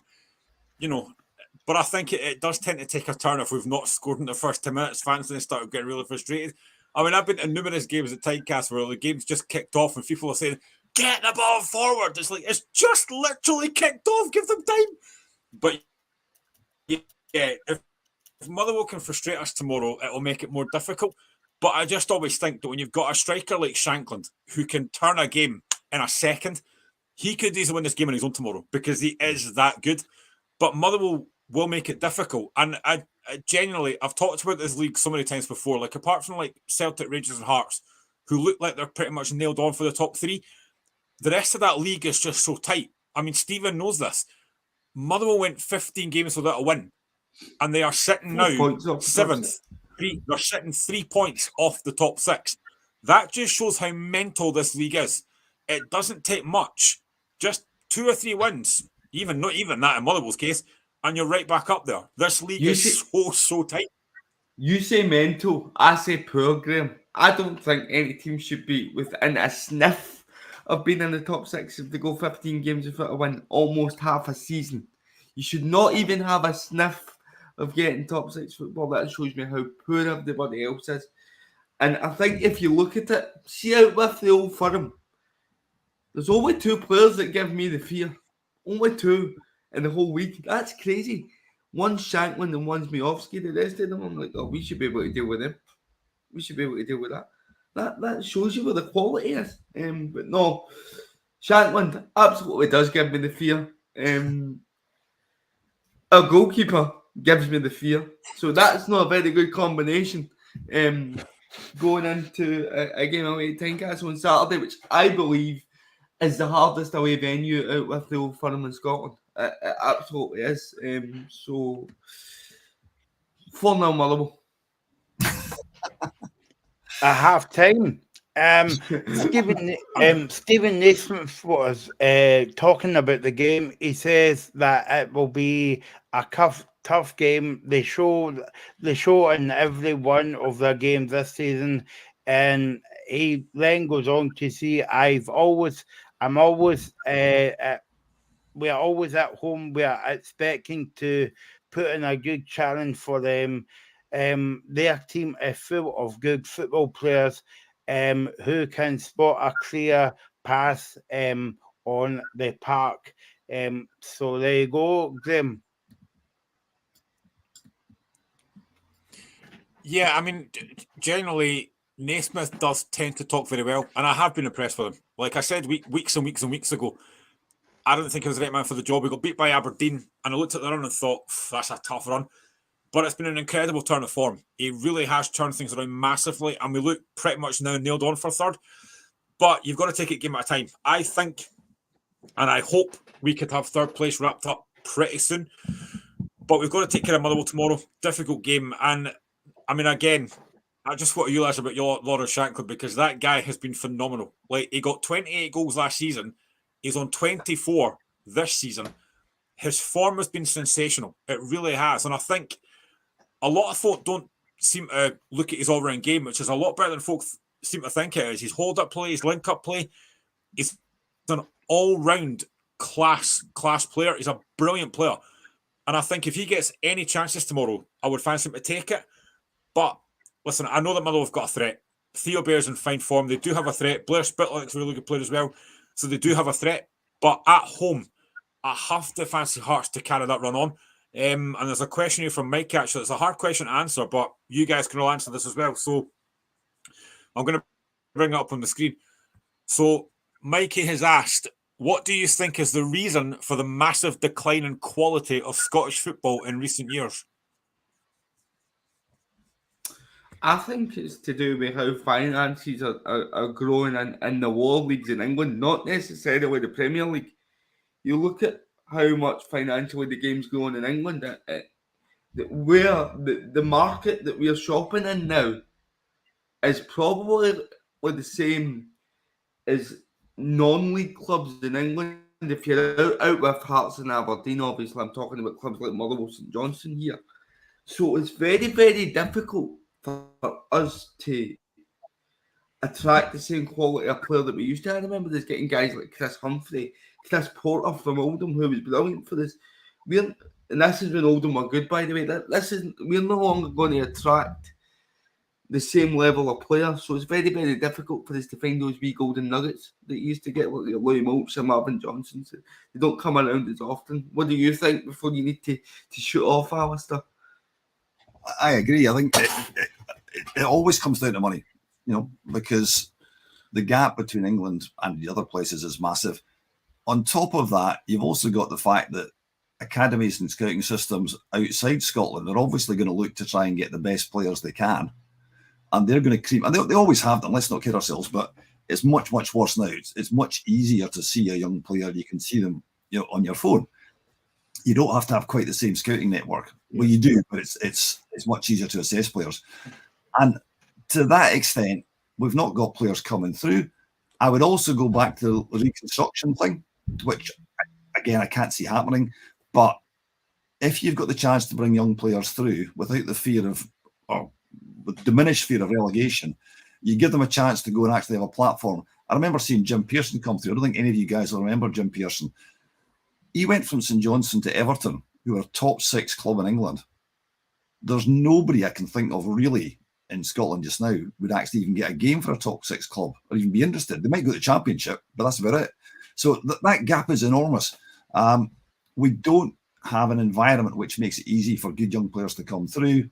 And at the risk of sounding like a boring old so-and-so, there's so many other things people can do. I talk to my contemporaries. We all spend our time playing football on the street. I'm too old to play football on the street now, but I'm not sure you can because you will get lifted. So it's a different environment. And I think that makes it much harder. There's also, dare I say it, there's the school playing field thing. It goes back to, you go back to Michael's thing about politics. Teachers strike, not the same facilities for kids at schools, not the same number of playing fields. All those things conspire, but it comes down to money. Alistair, you'll remember this because I used to go to this quite a lot. Now, I think one of the worst things to happen was the basically falling apart of the reserve league. Now, I used to go to Tynecastle to watch Hearts games when the Hearts first team were playing like away from home. I would go and watch the reserve team, and they obviously had a mixture of like players that maybe weren't playing for the first team, and then young players. And I think that for me was a bad thing that they got rid of that. I don't know what you think of that, because I loved the reserve league. I thought it was great. Yeah, well, Jim Pearson I was talking about. I mean, I remember seeing him coming through the reserves. And again, I couldn't drop the names here a bit, but I was fortunate enough to get to speak to McCoist when we did a book on Saints' greatest players. That's an entire episode of your programme, by the way, now, how you get hold of Ali McCoist. But and he, apart from the fact that he absolutely loved his time at Saints, he talked about playing in the reserves against grown men. Bear in mind, he was 16, 17, and he got kicked from pillar to post. But as he said, he was playing alongside men in his own team who helped him through it and helped him become the player he did. So, yeah, I entirely agree with you, Graham. Again, I can't see it changing. But there's a lot of things to do with Scottish football that can be looked at. And I think we're kind of stuck in a bit of a rut just now. That's, again, one of the sort of Football Supporters Association things that we can maybe talk about another day. But we could do with some change. You got to look at grassroots and how that's coming, because there's a lot of stuff out there about how the money is spent. All those kind of things make a difference. But it comes back to the fact that, as Stephen said, we're, as we've all agreed, we're further behind than we were. Okay, so going back to the game tomorrow, Graham. I was actually just picturing you there, right, when the game starts and people say, "I can't have the park," right? But in Stephen's case, he's like that. There's no pies left. I've come all the way from Glasgow to get a pie, and there's no pies left. That's shocking. But it should be a good game tomorrow, Graham. Before you answer that, can I just say, guys, I'm going to have to head off, but thank you very much indeed for your hospitality. Leave my weight away, and you. That's a and hopefully see you again sometime soon. Thanks, Alistair. Thanks for joining us, Alistair. Thank you. Cheers. So that was Alistair Blair there from the Scottish Supporters Association, and hopefully we'll have him back on very soon. Especially about the VR, and we'll have him on the show speaking about the work that he does at the association as well. Yeah, so Graham, what do you think of Stephen not going to the game tomorrow? I just think that's shocking. See these part-time fans, man, honestly, it does my head in. No comment. Away you go. Away you go.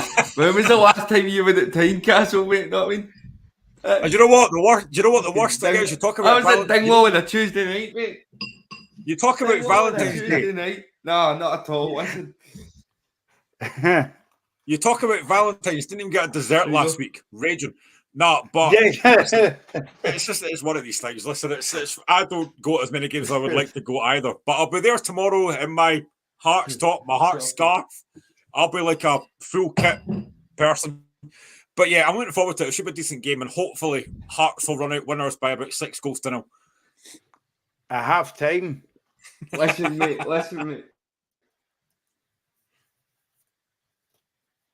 Listen, mate, you'll get your just desserts tomorrow about 4:45, right? Don't you worry. Well done. I was waiting for that Touche, my man. Touche. Yeah.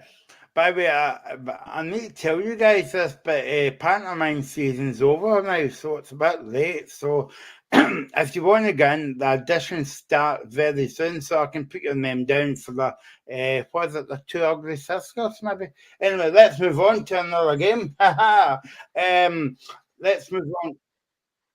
Aye, well, that's the case. You'd be the frog with the princess kiss, mate. Right, there we go. No, he'd bring it back into the horse. I was expecting Graham to say that, you know, because that's Graham's standard of joke, you know. But okay then, yeah, okay, I can take it, my man, as well. Well, anyway, let's move on. Oh goodness me! I love how Alistair was very professional, right? He leaves and it just turned into carnage again, right? Yeah, well, no. I've been left to hold the jackets we used to amateurs. Let's move on now to the Livingston St Mirren game at the Tony Macaroni Arena tomorrow, Graham. Livingston I think Livingston will be on a high because obviously they beat Packet Thistle. Again, that was another coupon busker because I put Packet Thistle could win that game, but obviously Livy came back and won it in extra time. St Mirren, well, they're coming off a defeat against Celtic, but they compete very well in that game. So what are you expecting from this game, Graham? Mikey, I'm saying nothing, mate. I'm saying nothing about that. But yeah, I think I can't see anything other than St Mirren win, to be honest. Yes, Livingston should be buoyant after that win last week. To come back from 2-0 down was great. But their league form is so bad. You know, they've not won in 17 games in the league. And I just don't see that changing. Now, they've got some decent fixtures coming up, which they've got a chance in. But they've got to build on that last week. But I just don't see it. I think St Mirren are a far better side. They've got a chance, obviously, to kind of strengthen the position where they are just now. So I think St Mirren will win that game. But I'm intrigued to see what Livingston do tomorrow because they've got to start winning games. I mean, they have to start winning games because I know that some people, I know that Mikey, I think as well, doesn't think Livingston are going to go straight down. I think they are. I just don't see enough quality in them. Now, Joel Nucleus managed to get 2 goals last week. I actually think the guy that scored their winning goal last week, Tete Yengi, looks a decent player. He's a threat. But apart from that, I don't see much else in their team. So I can't see anything other than a St Mirren win tomorrow, and probably quite comfortably. Now, I hate to upset you, Stephen, maybe you love maybe doing not. that. But, you know, I was saying to you that you and Graham went to McDonald's last week. I'm sorry, mate, but I think Graham and Mikey as well. You know, you've got to watch out for a Hibs and Hearts fan. I think there's a musical in there at one point as well. I'm just surprised 2 people that follow Edinburgh clubs can afford a McDonald's, mate. That's a bit. Again, no comment. But that's what started already. Let's start. Get in for the water. Get in for the water. Salt and sauce and all that. So Stephen, what do you make of this game tomorrow? I mean, David Martindale was talking about the game today, and funny enough, he never mentioned anything about money. Maybe that's because they've won a game for the first time in 9 Wait, years. that's- But no, maybe that's why. No mention money. But no, listen, I think that if there's ever going to be a point where Livingston's season turns round, it's going to be now. This has to be where Livy kick on, having got that win against Partick Thistle. Scored 3 goals last week. Joel Newbley getting back on the score sheet. Teddy Yenge, as Graham said, putting in a good performance. So if they get beat tomorrow, I mean, where's the hope for them if they get beat tomorrow? I know they've got games coming up against us in Ross County. That's the next 2 games after this one. So I said last week that these 3 games coming up are going to define Livingston's season, and it absolutely is. I expect St Mirren still to go there and have enough to edge it tomorrow and to get the win. But if Livy can get a result, then they'll be looking at the next 2 games, or next 3 even, because we've got St Johnstone in there as well, thinking that we've got a great chance of getting ourselves back in this, but it needs to happen in this month for Livingston.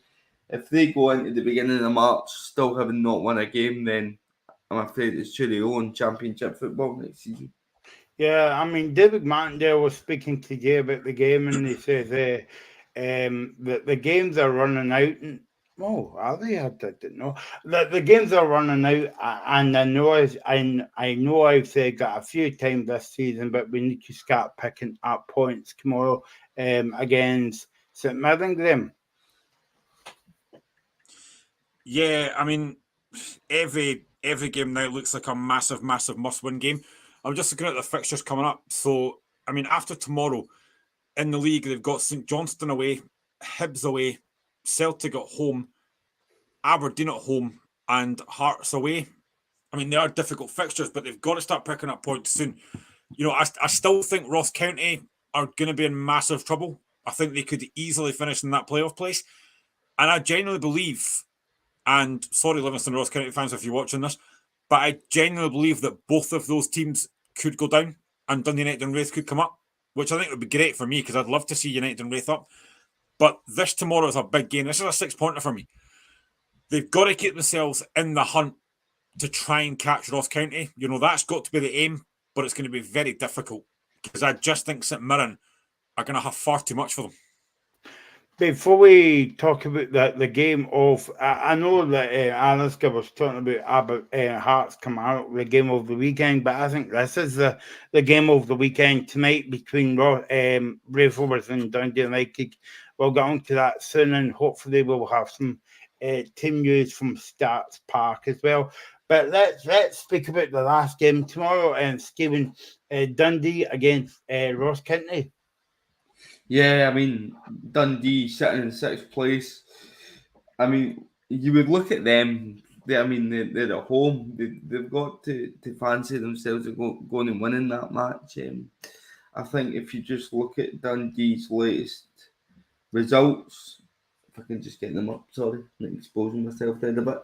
I mean, they've won 2 out of their last 6. So, this is a game that they'll be looking at and identifying 3 points from. County. Don Cowy's there now. I mean, they managed to get a goal at Ibrox, but I think Rangers had 42 attempts on goal across the 90 minutes. So it was very much a backs against the wall performance. So I think this is the first game where you can really, if he is auditioning for the job, that Don Cowy's really thrown his name in the hat.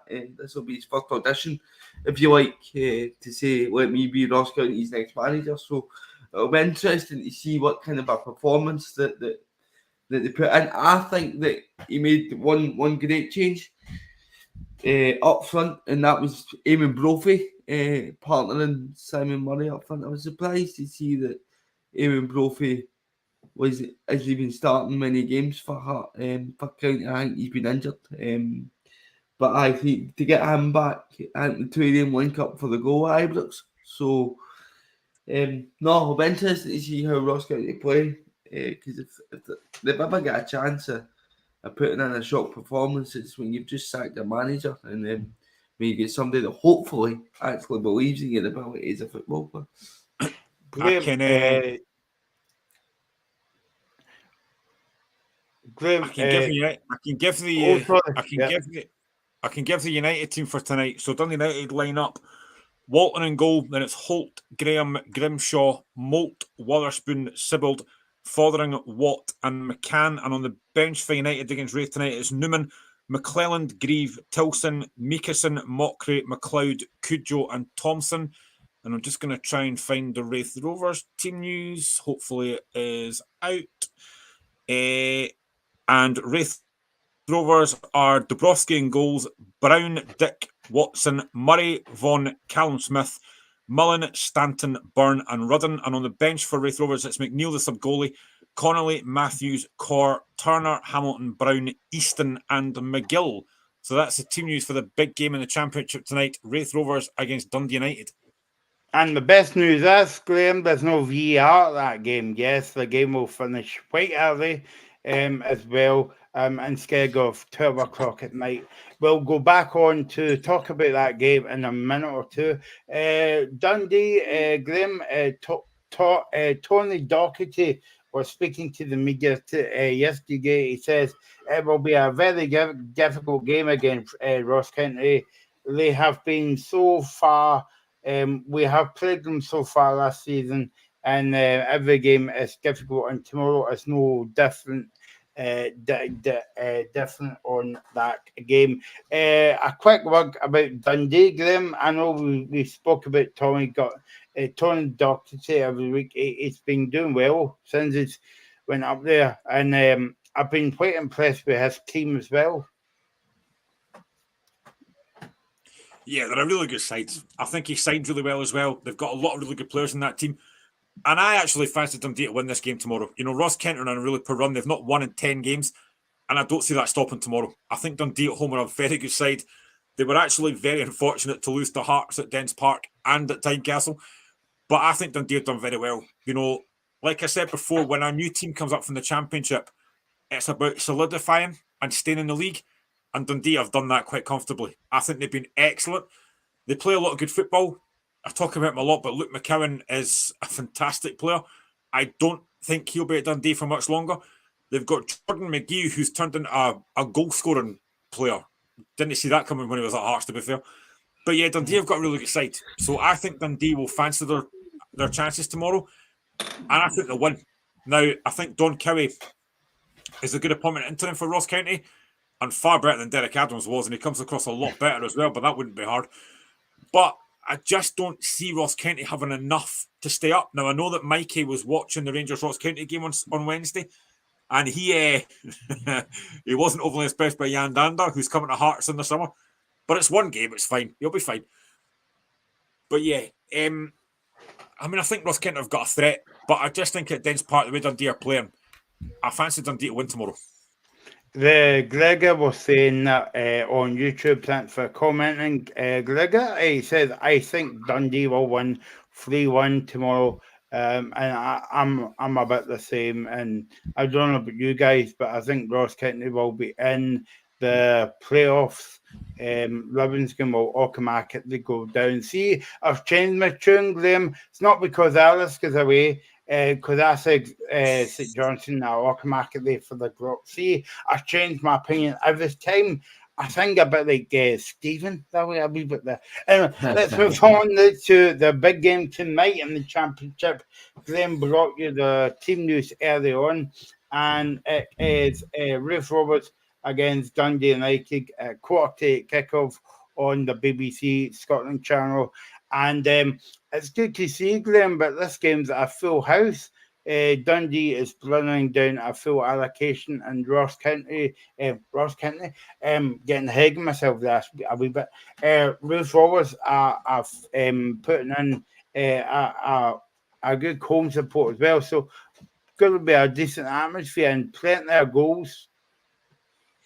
I certainly hope so. I mean, this has got the makings of an absolutely cracking game. But Wraith Rovers have basically not won in the last 5 games in all competitions, so they need to start getting wins. United know that if they win, they go 7 points clear, which might be a bit hard to make up, even there's still games to go. But this is a huge, huge game. I mean, I genuinely can't call this. I think home advantage, you would think, might help Wraith, but that United team's got a lot of quality in it. So I think this is a really hard game to call. I think there will be goals. I hope I've not just jinxed that, but I think there will be goals. But I genuinely don't know how this game's going to go because they've got two very good teams there that are playing really good football. I'm a bit surprised that Dylan Easton's on the bench for Wraith Rovers, but you just look at that United side. You just look at that United side, they've got such a strong squad. You know, Jim Goodwin's got a really good side there. So you would probably fancy United, but I just think home advantage might just suit Wraith. And again, it's one of these games that United go into knowing that even if they draw, it's not a bad result. But I think Wraith have to win this. They can't afford to go 7 behind. So I think this is a big game for Wraith tonight. Stephen, the last time the TV cameras was at Wraith Rovers, I can't remember who they were playing actually. Partick Thistle. Yeah, exactly. Well done, well remembered.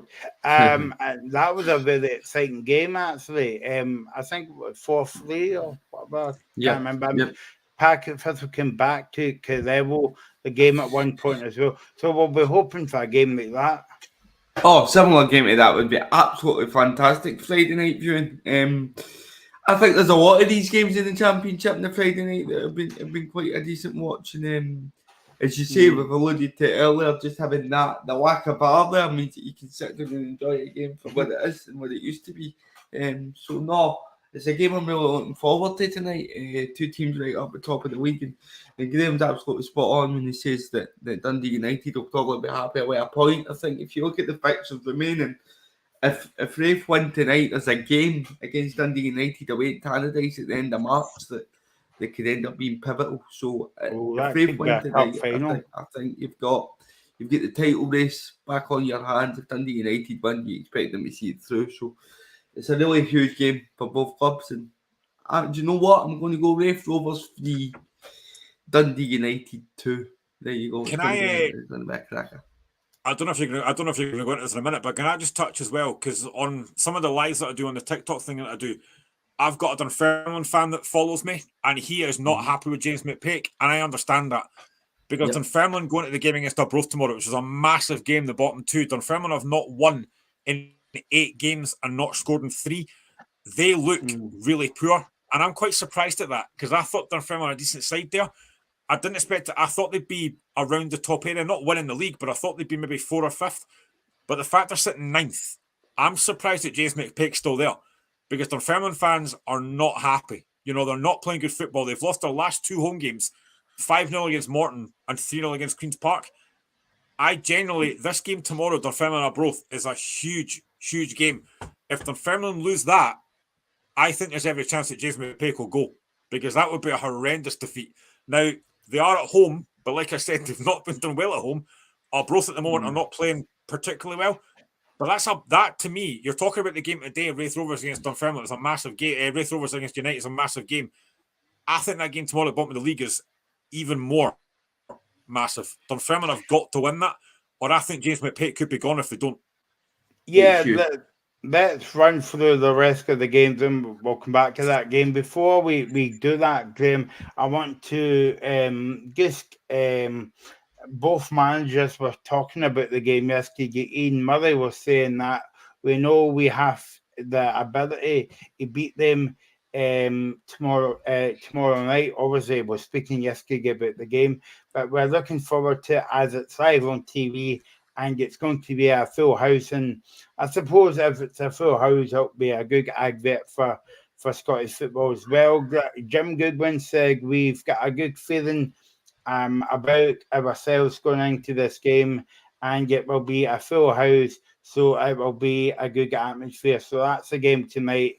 Wraith Rovers against Dundee United.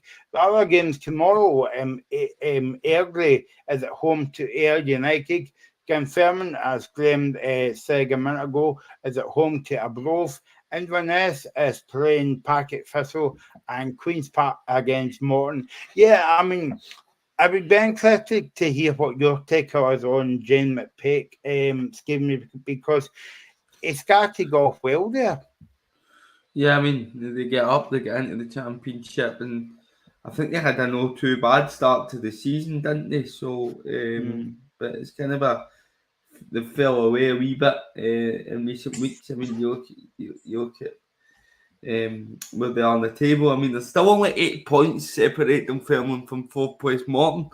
that shows you how tight the league is. But it's not looking good for them. I think, as Graham says, they've not won in 8 games now, and I know all too well this season that losing can become a habit. Not winning games can become a habit. So they'll, if they're going to rectify it, they need to rectify it tomorrow against Arbroath, or else I'm right in agreement with Graham that I think James McPake unfortunately met him. Really nice guy, but football's a results-driven business, and he'll know that more than anybody. If Arbroath win tomorrow, them filming are then looking over their shoulder rather than above them and chasing the teams who are above them. So it's huge for them. Talking about looking over your shoulder, Graham will be looking over his shoulder or listening into the game at Queen's Park tomorrow because they play against Morton and you've got in the cup in a few weeks. And I'm not saying this, by the way, to annoy Stephen, but, well, I am a wee bit, to be honest with you. But don't hold it against me, Stephen. So Queen's Park against Morton, Graham, you'll be looking on at Morton's performances over the next couple of weeks.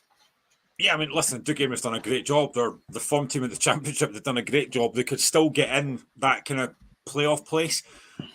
And they've done a great job. Capital's not going to be easy. Stephen obviously knows that full well after last week. But it's a game that I'm looking forward to. It's a game that Hearts should be obviously winning with the quality we've got.